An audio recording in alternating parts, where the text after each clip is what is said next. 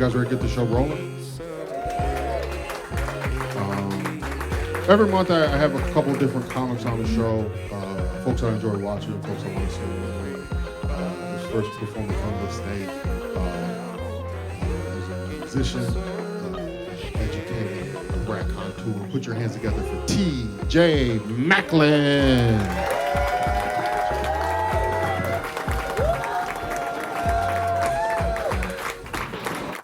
I was fortunate enough to see my great-grandmother live to be, or my great-great-grandmother rather. I was fortunate enough to see her live to be 100 years old. She was born in 1909. She died in 2009. Think about how much shit you see from 1909 to 2009. I mean, when she was born, black people was barely people. And when she died, there was a black president. That's crazy. That's crazy. Communication. When back in her day, they used to communicate with each other. They used to send smoke signals or whatever the fuck they did in that time period. And by the end of it, she was text messaging. That's sending T9s and like we gotta put a stop to this texting shit. That shit gay, y'all. Fellas, texting is gay. You mean to tell me you making another man feel something with your thumbs? Y'all niggas crazy, man. Y'all crazy. Okay, I was just kidding about the texting is gay shit. I was just joking. It's comedy. Waka waka. You know what I'm saying? Where y'all at? Fuck y'all at? Yeah, it was I was joking about that, but I do think homophobia is hilarious, especially when like tough guys are really homophobic, because so much of tough guy culture and so much of gay culture is aligned. They're both, you know, wildly, if not anti-feminine, feminine exclusionary. I mean, it's the most masculine thing you could do is have sex with a man. That shit is tough. That shit is gangster, man. You know what I'm saying? Like, I don't know. And then if you think about even like the language, you know, the language, tough guy language, all the words that they have for murder are, you know, kind of homoerotic, you know. You got hit, poke, wet up, touch, do. They call guns dicks. They call extended clips extra nuts. This shit is crazy. It's so homoerotic. Even white tough guys, y'all not exempt. What's a white tough guy word for murder? Whack. Had to whack this guy off in the parking lot. No way. Other day I heard a motherfucker on the block talking shit, man. He like, man, yeah, these niggas, they thought it was sweet. So I had to send my youngin' through with the big dick with the extra nuts to wet up the whole block. So niggas kids out here, bro. This is the same nigga that wanted to fight me because I told him he had nice cheekbones, you know? It doesn't make sense. Doesn't make sense. Yeah, man. Yeah, but my great-great-grandmother, we had a nickname for her. We used to call her Busy Bunny. Her real name was Alma Bostic. Alma.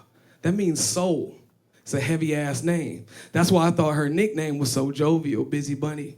You know, I thought it was because she was like, you know, cute and happy. But come to find out, her name is Busy Bunny because she was fucking having orgies in the 1960s. I found this out from my grandmother. This is her granddaughter. She gonna tell me, yeah, Busy Bunny was a freak back in the day.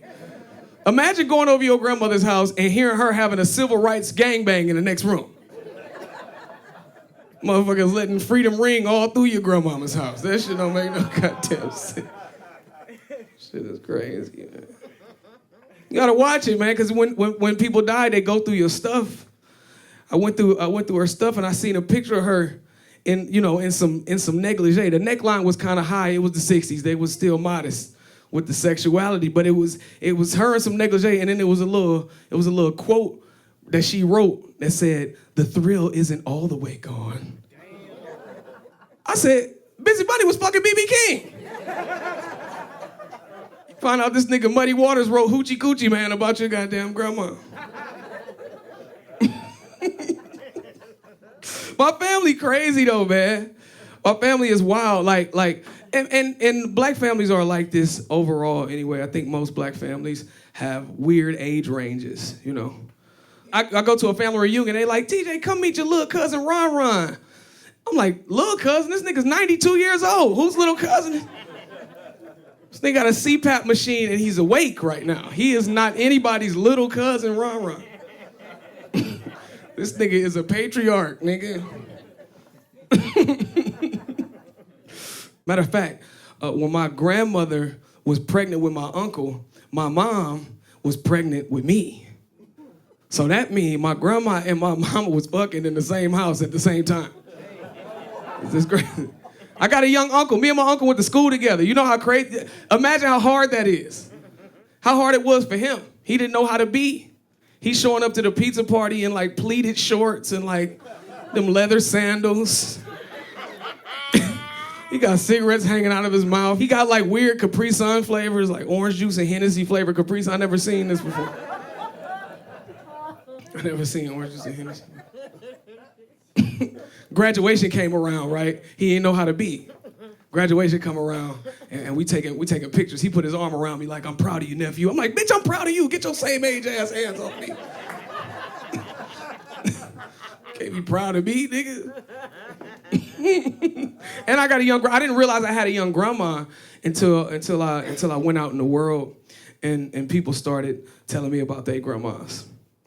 You know, people be like, my grandma, she cooked us collard greens and black-eyed peas, and, you know, my grandma baking cookies. My grandma never cooked collard greens, black-eyed peas. She never baked cookies or nothing like that. Like, my grandma's idea of feeding us was giving us her leftover chicken wing dinners from the club the night before. I used to think the little lipstick stains on the chicken was her telling us she loved us, you know. Young grandmas is crazy, man. Because young grandmas, they don't like being called grandma, you know? They don't like for you to call them grandma. You gotta call them like little jazzy grandma names like Gigi or Yaya. Anybody, who in here got a young grandma? Make some noise. All y'all, what you call your grandma? See what I'm saying? SoundCloud rapper names. Yeah, my grandmother made us call her Grams. Yeah, not because she was a grandmother either, but because she sold weed. So I call her Grams with a Z. Grams with a Z. Yeah, my grandmother wasn't ready for the responsibility of having grandkids. You know, she put it to you like this: my grandma treated us like a fuckboy treats his hoes. Like she wasn't really ready for what she got herself into with this grandma shit. So we be running around talking about, Grandma, I love you. And she'd respond with some fuckboy shit like, back at you.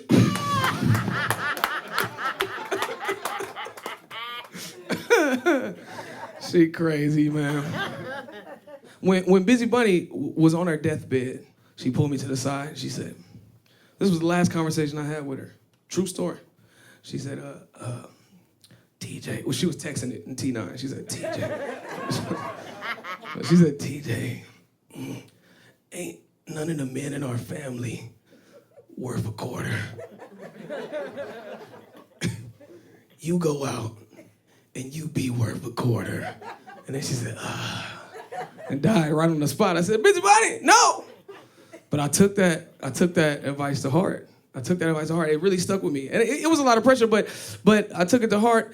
And that's why I'm fucking broke right now, because you can't buy shit with a goddamn quarter. You couldn't buy shit with a quarter when she gave me that turn of the century ass advice. We got computers now. You can't, what the fuck? What I'm gonna do with a quarter? She'd give me all these old adages. Now, if you rub 2 nickels together, fucking be worth a quarter. I'm broke, man. Thanks a lot. No, I'm just playing. Respect the Busy Bunny for she got down, strike me down. This woman was a gangster. Chewed snuff. Never seen that before. And swallowed it. Anyway. I'm broke though, y'all, as y'all can see. And don't let the foreign car fool you. A Kia is a foreign car, so fuck y'all. A Kia is foreign. They didn't specify what kind of foreign it had to be. And I see a lot of the ladies in the crowd, y'all tensed up like, girl, I ain't laughing at no broke nigga. But y'all need to stop bullshitting and get you a broke nigga. Yeah, look how quiet he got. Get you a broke nigga. Cause ain't nobody gonna be more humble than a nigga that can't afford to get kicked out. That's what look, she's talking about shit. She right. Listen, we all ain't shit. Listen, we all ain't shit. We're not, okay, we all toxic, but I think I'm a little different as a toxic broke nigga. I think I'm a little different. Like I'll punch a hole in your wall, right? But it'll be shaped like a heart, you know? Cute shit like that, you know what I'm saying? And then I'll even cash app you half the amount of the supplies it would cost for you to fix that hole I just punched. I'm just playing, y'all. I'm just playing. I'm not gonna cash app you at all. I'ma just apologize profusely and probably do it again next time I get mad. That's what I'm gonna do. I do think all relationships are toxic. I think people just can't help but be toxic inside relationships, you know. Because only in a relationship can a person do everything for you, you know. Remember your birthday, invite all your friends to come hang out, cook the exact meal that you want, realize that you like brownies better than you like cake. So they make you brownies. And then they get you the gift you wanted, the exact gift you wanted. And you can receive all those things and then look at that person and say, you just did this so you can hold it against me. Me and my girl had sex, right? And it was good sex, right? So I said to her, wow, that was really good sex. That felt great. And then she turned to me and said some toxic shit. She said, so you can express other emotions than anger. You ever try to have sex nonchalant just to prove a point? He was like, I mean, this shit cool for real. I mean, it's all right. Should I hump the stool? I mean, it's sex is like pizza. I mean, you can't really have bad. You can't really have bad pizza.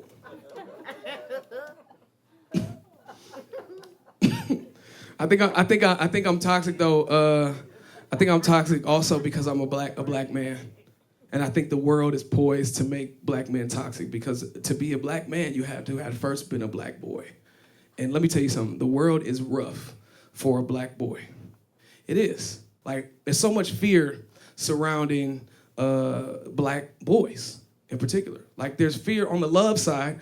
The people that love you are afraid for your life because you get murdered by the police or murdered by, you know, some bullshit happen to you. Or you can get just completely marginalized and excluded if you don't know how to advocate for yourself. So it's a lot of fear there. So you gotta be tough and on your P's and Q's like all the fucking time. And then there's fear on the other side, like everybody views you as a threat.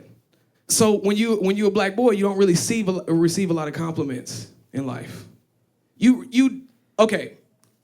I see, y'all, it got sad. So look, we receive compliments, but only before we can understand English. Yeah, for the first 18 months of your life, they showering you with all type of love and affection. Oh my God, look at his little shoe. His little haircut. Ooh, he boo-booed on himself. It's so cute. They even give you nicknames. My little boo-boo bear. That's what they call you when you shit on yourself before you can speak English. The moment you can understand a single English word, it's just reprimands and commands. Get your ass down from there. Stop doing that. Straighten up. Man up. Stand up. Stop crying. You know what I'm saying? Like, we don't start getting compliments again until we turn about 13, 14, and them little fast-ass girls start liking us at school. That's why moms don't like it when girls call their son's house, because they don't want us to know that we could be great. They like, it's too early for him to be receiving compliments. Get your ass off my phone. Get your ass outside and go play, because that's what he's doing. This shit crazy. Girls don't really go through that, too. Like, women don't go through that. Women get complimented up until they hit puberty. Like, women get treated like them maturing is like an offense to the world. And then don't let you be a fast maturing girl. Like, don't let you like be an early bloomer, because then you might as well be a black boy. You might as well be like, what? Because people looking at you like, who told you to grow titties that goddamn fast? Where you get these all? Where do you get all these titties from? Get your ass in this motherfucking house. You're just like, I want to play Barbies. I don't know. Get all these titties out of here. I just remember, bro, like knowing girls that like mature faster. Like nobody had nothing nice to say about these girls, and all they wanted to do was jump double dutch. They didn't know they needed a sports bra. You know what I'm saying? They just wanted to have fun. The titties came before the understanding. And we got to instill understanding before the titties. That's why if you reach under your chairs, there's pamphlets about fatherhood, fellas. Y'all need to stay. But it's even true on like a systemic level. Believe it or not, I taught a joke writing workshop at the Cuyahoga County Juvenile Detention Center. Yeah, I was teaching like, oh, thank you. Thank you. You know, not all heroes wear capes. And, I did a week with the girls, a week with the boys. And the attitude around the girls was so vastly different from the boys. I remember it was this girl named TT. Everybody loved TT. Like, oh my God, TT, yes, everybody. TT was turned up. She had charisma. She walk in the room, she telling jokes already. TT, hey. By the end of it, me and TT had got cool, right? We got a handshake, all type of shit. She writing jokes, she collecting papers. So at the end, I'm thinking to myself, like, damn, this system is fucked because, like, yeah, TT might be a little rough around the edges, but she couldn't have did nothing that bad to get up in here. So I asked the guard, I said, man, what TT do to get in here? He said, man, TT's so crazy. You know what she did to get in here? She stabbed her boyfriend 16 times and set his house on fire. Crazy ass girl. I said, this girl had her hands on my shoulder. I gave her ink pens with no caps on them. We all could have been. y'all let them run free range like this? So I was terrified. You can imagine, I was terrified to get to the boys. I'm like, oh my God, TT did that. Well, I wonder what these niggas done did. So they come into class, and you know, I'm a little trepidatious, but I gotta hold it down. You know what I'm saying? I'm like, I always remember somebody told me man strength is different than boy strength. And judging by the look of these boys, I was like, I hope this is true because these niggas, these niggas been hitting that. These niggas been doing their calisthenics. God damn it. I'm like, can't handle a couple of these. And then there was this one boy that came in, his name was Darion. He was, you know what I'm saying, dark skin, cock diesel, tatted up, dreads, lips was black from smoking blunts. All the other kids were scared of him. He sat down in his seat. He had a wife beater on. He was so, you know, thugged out. He had a wife beater on. He ripped that off. Under that, another wife beater. I said, oh my God, this little boy, this nigga crazy. I got scared. But then I had to remind myself, this is a child. This is a child. I'm gonna treat him like a child. He probably been getting treated like a grown man since he was in the 4th grade. So I'm gonna treat him like a child. Come to find out, Darion can't read that good. So we worked with him. At the end of the thing, I asked the man, like, I know Darion had to do something crazy to get up in here. What'd he do? Nigga contemptuously was like, he a serial jaywalker. He can't read the fucking sign. He's confused. He needs help. Help him. And that is my material on boys versus girls, ladies and gentlemen. Thank you. There will be a recap at the end of the show. Oh. I'm a late bloomer. Everything came to me late. This beard, this illustrious mane of hair, these devilish good looks. It all came to me later in life. I just got a grown-up job like 3 weeks ago. Seriously, I don't know how to act. I'm kind of fucking freaking out because I'm like, man, I'm not supposed to be in here. They gonna find out. But yeah, I'm 35. I don't have no kids, and my family's starting to put the clamps on me. They're starting to put the pressure on me. You know, it's a problem when your cool auntie, you know, when she fucking starting to pressure you about having kids. She giving you PSAs at the family cookout, like, you just have things that your father didn't have. You have love, you have a good support system. I'm like, Auntie, the world is falling apart and I'm poor. And she like, the world, it was Desert Storm when y'all was born. The world was falling apart then and we was poor. And I said, yeah, look how the fuck we turned out. I'm on stage trying to be a class clown for a living. Hello. Y'all did not succeed. And let me clarify this. My mom and my auntie, they both had children by drug dealers. They both had, you don't get, in the 80s too, in the 80s, 90s, you don't get to say you was poor if you was with a drug dealer. That's like a white boy saying that he was self-made inside the gymnasium his father donated to the school. We had name brand snacks. Yeah, we had cable TV. I had a dirt bike. I can't provide that lifestyle for nobody. Name brand snacks, cable TV. Most you get with me is Frosty Flakes with a Y. You don't get Tony the Tiger fucking with me. You getting like, fucking Perry the Penguin or some shit. When you poor, like I said, it's your whole life is always, somebody always has access to your life because you don't own anything. Like, it's people with keys to my apartment who I've never seen before. Just random people that can just walk in my apartment at any time of the day, no matter what. I, from time to time, like to watch Judge Judy clips naked. No, it's not sexual. Yes, there's weed involved.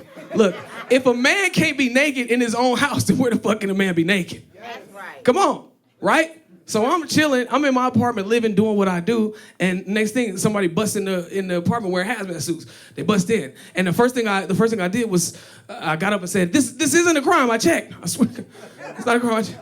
And they said pest control, and they start spraying spray indiscriminately, just walking around the apartment spraying spray. I'm looking at the man, I'm like, should I have a suit on? He looked at me up and down, he said, it's non-toxic. Then he sprayed me and ran down the hallway as fast as he could. I think that's crazy that we just live amongst pesticides. Like, you want me to believe that this shit is non-toxic and roaches are one of the most resilient species on the face of this earth? Do you understand roaches can survive nuclear fallout? If they dropped the atom bomb right now, it'd be nothing but roaches and Twinkies around this motherfucker. Like Wall-E. Yeah, Twinkies can survive nuclear holocaust. This is all look-upable too, so check it out. But yeah, it's gonna be roaches and Twinkies. So what you want? You want me to believe that the good folks at Orkin designed a serum that's specifically designed to kill roaches and not people? What's in this shit? The tears of the impoverished? Fucking house shoe extract?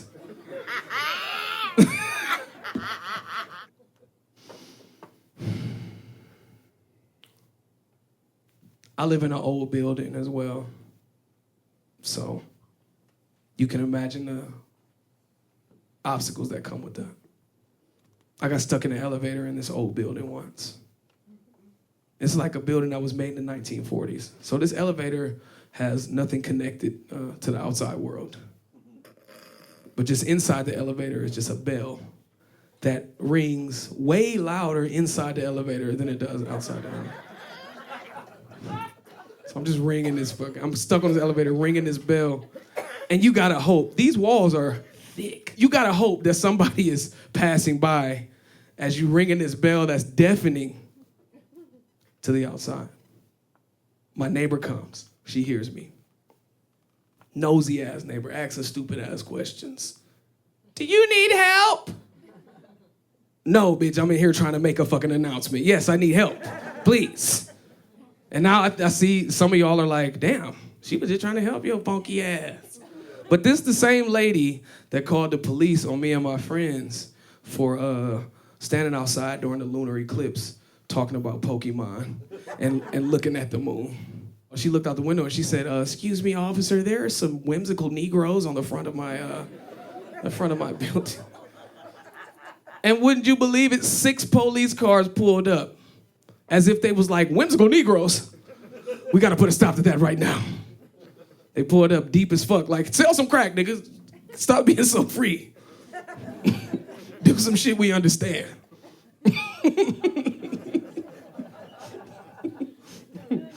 Do some shit we understand. That's gold.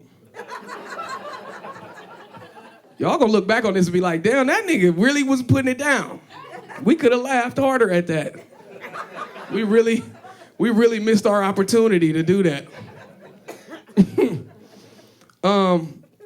Yeah, we got a hard time. Black people got a hard time accepting help and care from white people. It just is what it is. Because historically speaking, you know, there was a thing that lasted about 400 of them things, and it wasn't so great. But then after that, y'all started like publishing shit in medical journals about us, like saying we could tolerate more pain, saying we had extra tendons in our legs to make us jump higher and run faster.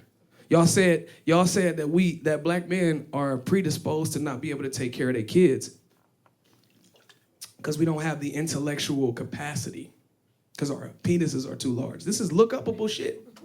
So I got a hard time trusting y'all. And y'all used to eat us. And use our bones for furniture. Yeah, it got real tense in here, didn't it?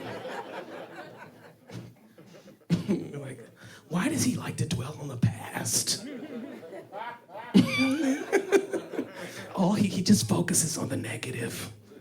But yeah, I had a white lady. I particularly don't like white ladies because white ladies get to do whatever the fuck they want without no type of repercussions, man. It's like y'all the most dangerous gang in the world, white women. I had a white lady at a restaurant. This was just yesterday. I'm at a restaurant. Lady comes up to me, and I can already hear her annoying ass fucking voice. Like, oh my gosh, you have to tell me how long it took you to grow those luxurious dreadlocks. First of all, I don't have to tell you not a goddamn thing. And then before I could say something, she's reaching for my hair. And like, I'm like, I don't know what to do. I'm looking at the fucking hostess, she just letting it go down. She's reaching for my hair, and then she asked, as she gets here, can I touch your hair? I said, no. She said, and took her hand away. But then she had to get her a little, because she didn't like being told no. She didn't like that feeling. So she had to get her a little get back and say, they're soft. To try to indicate to me that she touched them any goddamn way. And I said, you see, that's the shit right there that I cannot stand.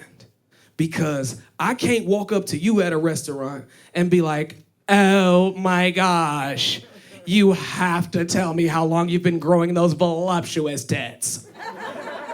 I mean, and then I'm leaning in, can I suck them? No, delicious. Nigga, I would be underneath a jail. I would be in the basement of a jail if I did some shit like that. But you feel like it's cool. I couldn't call the police on this white lady if I wanted to. Because police would get there and fuck around and kill me. Anyway, what you doing having hair, nigger? Bah, bah, bah, bah, bah, bah. That was funny. And police, like the distrust for the police, like I'm not about to call the cops because just like inherently I don't trust police. And that might be a cliche because I'm a black man, but I don't do it. I don't trust them. They saying they have budget cuts. They saying they have financial problems, but they got horse cops. How you having financial? You know how much money it costs to take care of a fucking horse? How you having financial problems? You gotta feed a horse. You gotta clip a horse's toenails. You gotta like make sure it's exercise. You gotta jack it off from time to time. I'm not sure about the particulars. I don't know, but I know it take a lot to take care of a horse. I think the only reason why they got him, because you know the police didn't exist until the slaves got free. So I think the only reason why they got horse cops is to remind us of how shit used to be. It's just so they can clop around town and be like, clip, clop, remember this nigger? Clip, clop. Don't get out of line. We still got them things. Crazy, man. I just think white people like owning shit, you know. That's a whole nother conversation. I'm on this elevator, right? And I'm scared because this lady is like, I'm thinking she's about to, am I actually trapped or is this some sort of weird cannibalism fucking thing, you know? And I'm justified in feeling that way because she's looking up through the little window, you know, and she's saying weird shit like, I can see your legs. I'm Like, oh, no, stop. Don't look. Stop. Don't look at my legs, lady. Paranoia. I'm paranoid because my father was a drug dealer. And when your father's a drug dealer, you get introduced to weird ideas really quickly, like paranoia. I used to think my dad was super affectionate when I was growing up, but it turns out that every time he was hugging me, he was just checking me to see if I was wearing a wire.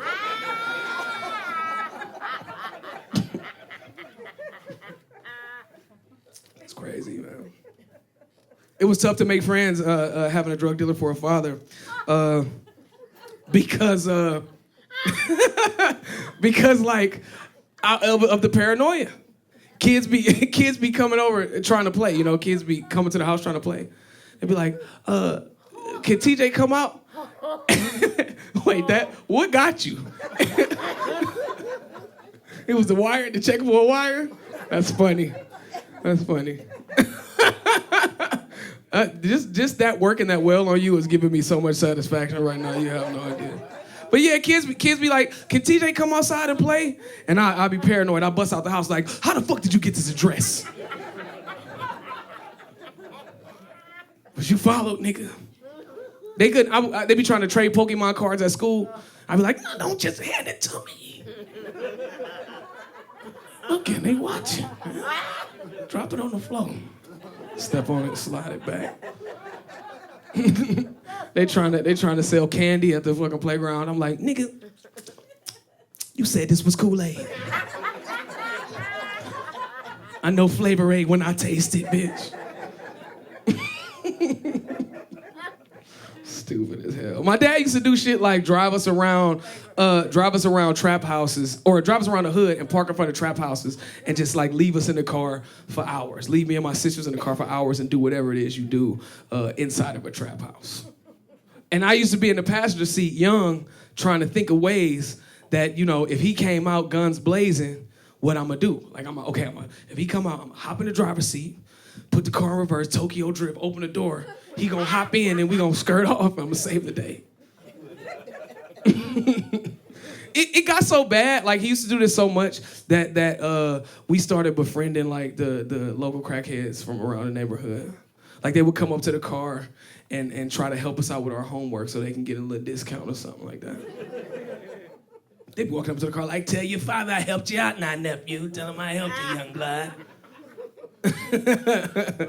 Help me help myself. God damn it. Now we at school with these crackhead ass answers on our homework. Get this nigga a word problem. He like, if Susie has 4 earrings and loses 3, then what does Susie have? Well, shit, Susie got an auntie that can't come over no more. That's what Susie got. That is not the correct answer, man. That is not true. I realize now that I was supposed to tell one joke that I forgot to tell. So I might tell it.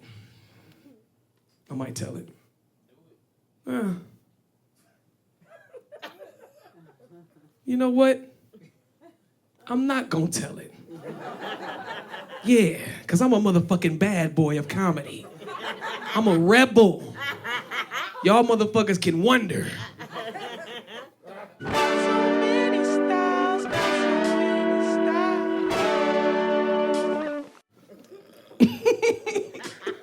You don't like the TD? Ain't shit free, we passed that ass fat. Ooh, Lord, that liquid death going straight through me. Percent on ass cap, but pay me in the cash app. I got whatever turn you on the pot, you left the burner on. I'm hot, ooh, I'm hot. I don't know if you ever bought drugs before. Heard me wrong. Easy, believe me, that's where everybody wanna bite off peachy. I'm Heemski, might make your new favorite song, might pop up on TV. I'm hella lucky, but you know me. Love me, then I dare you to show me. Ain't nothing ever slow me, and ain't nobody ever hold me.